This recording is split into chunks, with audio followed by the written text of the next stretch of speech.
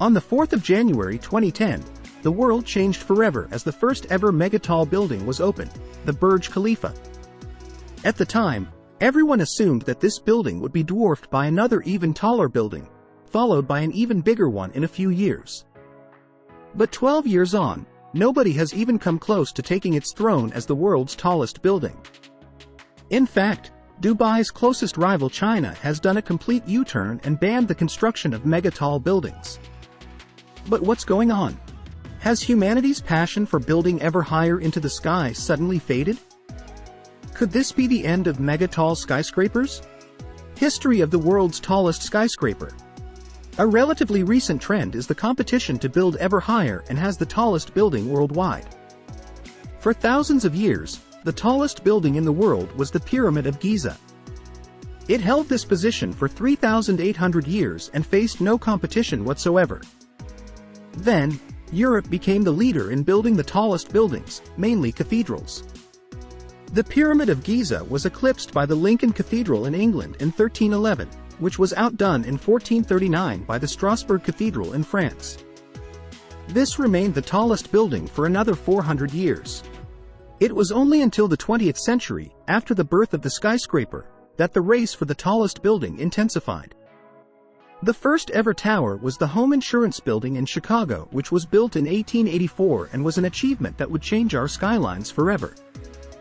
With just 9 floors, the Philadelphia City Hall was the tallest building at the beginning of the 20th century. But as we got closer to the millennium, that number had been surpassed almost tenfold with the completion of the Petronas Towers in Kuala Lumpur. From 1908 to 1998, the world's tallest building was either in New York or Chicago.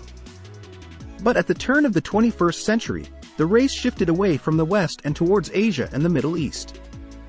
And the size of these buildings has reached heights we could never have imagined. To demonstrate how far we've come, the Burj Khalifa has 23 times as many floors as Philadelphia City Hall. While the Burj Khalifa remains the tallest building in the world today, its position as the world's only megatall building lasted only 2 years. A megatall building is anything equal to or above 600 meters tall. The Makkah Royal Clock Tower in Saudi Arabia, which stood 601 meters high, was fully completed in 2012. 3 years later, Shanghai Tower was erected. And just recently, Merdeka PNB 118 joined the club of megatall skyscrapers. Why do we build such tall buildings? But why do we even build such tall buildings? Skyscrapers were initially built for practical reasons. The higher the building, the more potential workers or residents you could facilitate. Skyscrapers also prevent something known as urban sprawl. Cities will continue to spread out further into rural areas if there is insufficient space to house everyone and facilitate businesses. With a skyscraper, you can enable the demands for housing and business in a small piece of land and reduce that spread. But there were also more superficial reasons behind building more prominent buildings. Skyscrapers were more about symbolism and status. Having the most famous structure in the world was more of a reflection of your country's prosperity and position in the world rather than an attempt to deal with any housing or office space demands. Buildings constructed in New York were financed by wealthy businessmen and financiers, but the skyscrapers of the 21st century were paid for by governments looking to make a statement.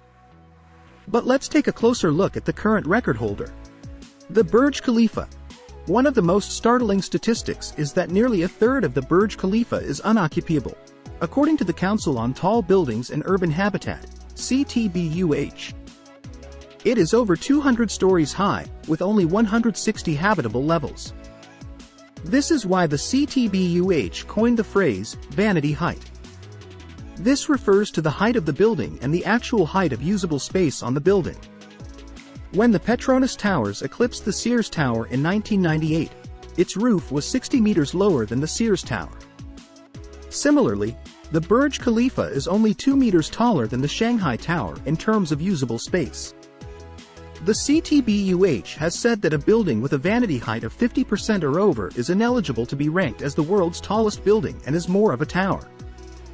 To be fair to vanity buildings, they fulfill a practical function in that they are often popular tourist attractions, particularly Burj Khalifa. Although having 4 megatall buildings in the world seems impressive, this figure is much smaller than anticipated. In 2012, the CTBUH published a paper called Tallest 20 in 2020 Inches, which predicted how many megatall buildings would be standing in 2020. They estimated that there would be at least 8 when in 2020, there were only 3. How megatall skyscrapers are built. The reason why megatall buildings are so rare is the level of ingenuity required to build them. When skyscrapers were first created, all that was needed to make a skyscraper was a steel skeletal structure. This became known as the Chicago skeleton and was how the home insurance building was constructed in the late 19th century. But building in a rectangular shape had its problems. Like in a game of Jenga, the higher you go up, the weaker the building gets. You couldn't keep building bigger and bigger and expect them to withstand heavy winds or earthquake vibrations. The engineers needed to rethink how buildings were made. During the mid-20th century, a Bangladeshi American named Fazlur Rahman Khan stepped forward with the idea that would lead him to be called the Einstein of structural engineering. This involved tubular steel beams on each floor, which were connected to horizontal floor beams. These steel beams were much better at absorbing shock and resisting heavy winds and could allow us to build further up into the sky. This became the template for high-rise skyscrapers, and Khan even designed the Sears Tower in Chicago.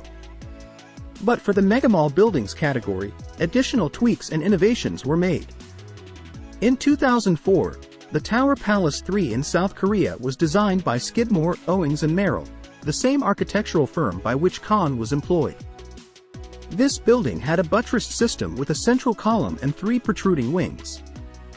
This hexagonal shape means that each wing's swing weight is carried by the other 2, and the main acts as additional support.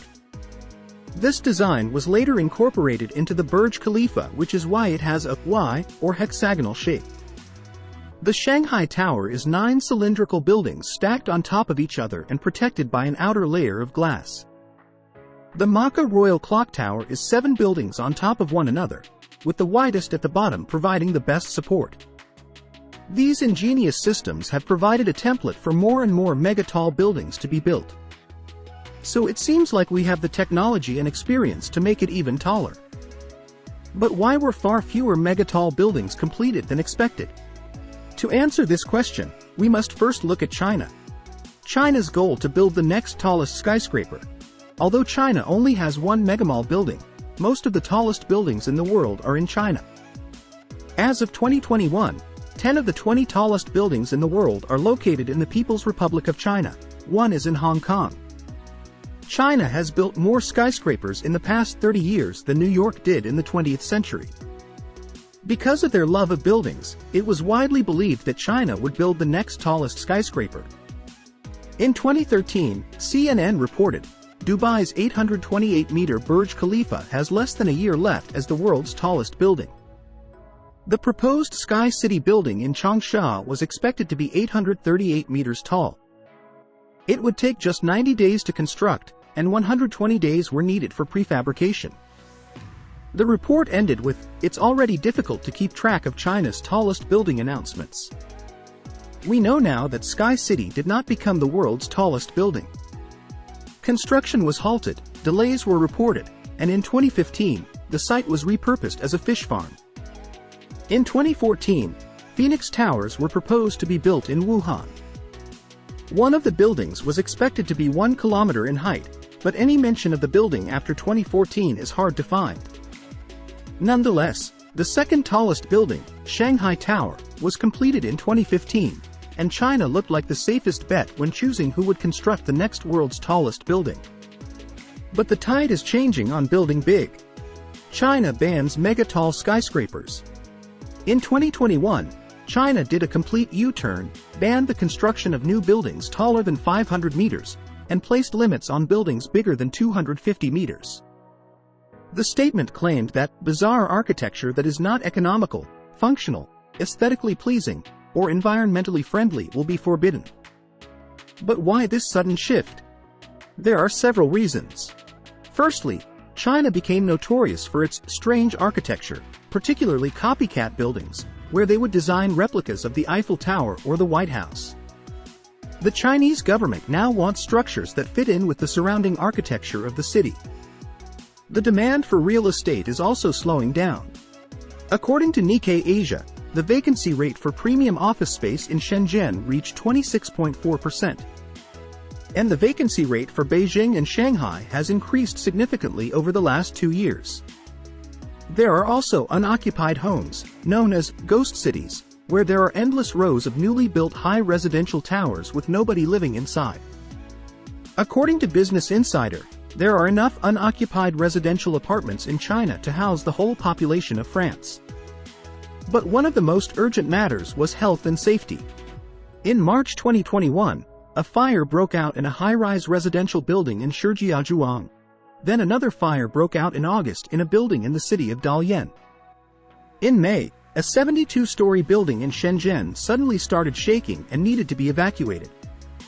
So with China out, who's left in the game? Future mega-tall skyscrapers. The Burj Khalifa's primary challenger to its status as the world's tallest building is Jeddah Tower in Saudi Arabia. If completed, this will stand as the first ever building that is 1 kilometer high. But work on the building had stopped since January 2018, when one of its main sponsors was arrested as part of a political purge. The only people who know about the future of this project are the Saudi government. Malaysia has 2 buildings in the running, Tower M and Trade Wind Square. A statement in 2018 said Tower M has not even started and won't be completed for another decade. If the demand arises, planning is unlikely to begin before 2035. As for Trade Wind Square, sources from 2020 say that the building site is empty. Indonesia also proposed the Signature Tower in Jakarta, but this was also cancelled in 2018. Sky Mile Tower in Tokyo has also been proposed, but in 10 years, there have been no tangible developments. Which begs the question, what happened to the US? Will we see any mega-tall buildings in New York or Chicago? The simple answer is that nobody wants to build them. Projects in New York are just much more expensive to build than in the Middle East or Asia, and the availability of land in New York City also dramatically increases development costs. The time it takes to build them means it could be over a decade before you receive a return on your investment. Making money from skyscrapers has also been hampered by the COVID-19 pandemic. As you may have guessed, the COVID-19 pandemic has reduced the demand for office space. Remote working is becoming more commonplace, and as a result, the need for commercial real estate has slowed down. It has also caused a global recession, meaning less money is available to finance these projects. Another critical factor is how mega-tall buildings impact their surroundings. Sure, the view from a mega-tall tower is excellent, but what about the buildings beside them? Often these mega-tall skyscrapers block out sunlight for buildings and don't fit in with the collective aesthetics of the city. Also, would you like to work in an office next to a decade-long construction site? Another more pressing issue is that the construction process of a skyscraper is ultimately bad for the environment. According to Tim Snelson of the design consultancy Urup, a typical building will have at least double the carbon footprint of a 10-story tower of the same floor area. This is because of the extra effort needed for the foundations to stop buildings from swaying. So it seems like the trend to build higher and higher could halt. Proposals for new megatall skyscrapers are being cancelled left and right, and countries like China are even banning them altogether. Could the Burj Khalifa remain the tallest building that humanity has ever built? Let us know in the comments below. Thank you for watching, and we will see you in the next video.